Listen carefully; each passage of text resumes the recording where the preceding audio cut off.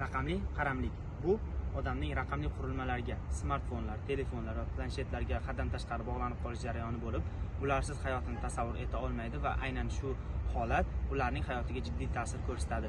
Bugungi zamonaviy jamiyatda raqamli qaramlik juda ham yirik global muammo hisoblanib, juda ham ko'p o'smirlar va yoshlar hayotiga salbiy ta'sir ko'rsatib kelmoqda. Bugungi kunda dunyo aholisining 60% dan ko'prog'i, ya'ni 4,8 milliard aholi doimiy internetdan foydalanadi va o'rtacha internet foydalanuvchisi o'z vaqtining 6 soat 40 daqiqasini, ya'ni kunlik vaqtining 6 soat 40 daqiqasini onlayn bo'lish bilan o'tkazadi. Shuningdek, 89% inson birinchi navbatda uyqudan turganidagi e'tibor qaratadigan, ya'ni qo'li tegadigan narsa bu uning telefoni va yangiliklarni bilishga intiladi. Agarda faktlarni keltiradigan bo'lsak, ijtimoiy tarmoqlar hisoblangan TikTok, Facebook, Instagram kunlik 1,5 soat vaqtingizni olib qo'yishi bu fakt qilib keltirilgan. Shuningdek, smartfon qaramligi 66% odamda agar telefonsiz qolish holati kuzatilsa, ularni qo'rqishi, ya'ni telefonsiz qolib ketishdan qo'rqish holati kuzatiladi.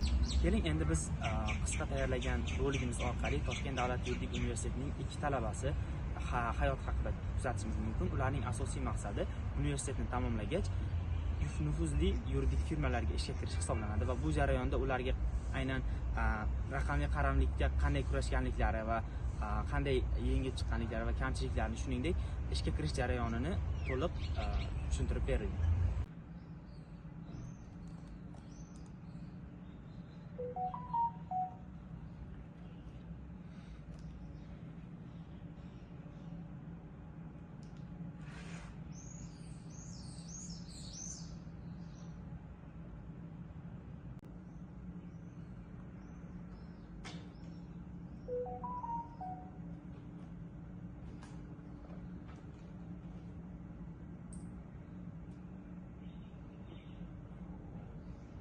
Sınır yozibdi. Kechki kontur bor. Kelasanmi? Albatta.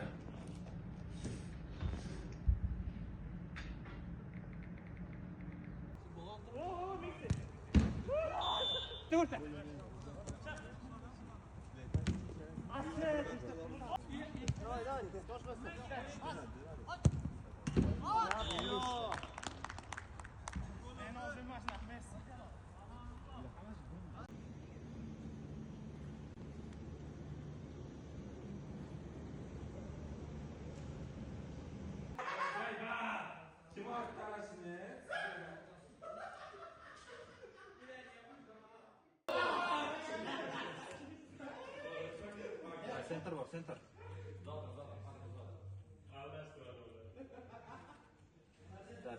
Böyle 4 adam var, hadi.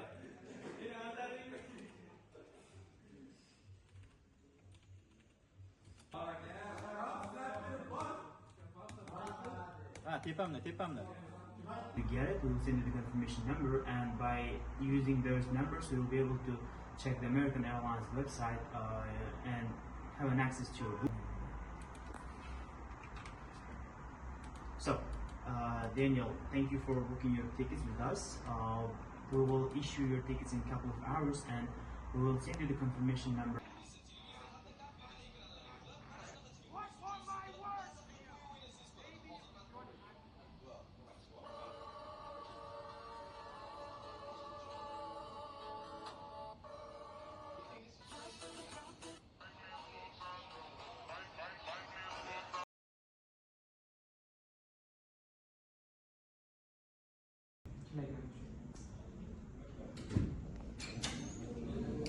Assalomu alaykum. Kech qo'yganimiz uzr.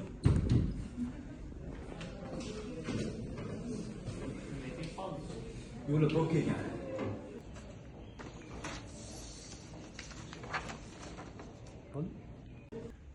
2023 yil Toshkent davlat yuridik universitetini bitirganman, bakalavr bosqichini. Undan so'ng Amerika Qo'shma Shtatlarining Pennsylvania State universitetida magistr guruhi talabasi bo'lib shug'ullanganman. Undan tashqari tadbirlar hali faol qatnashganim yo'q, sababi bor e'tiborim o'qishda. Xudo xolasa bu kompaniya bilan katta natijalarga erishamiz.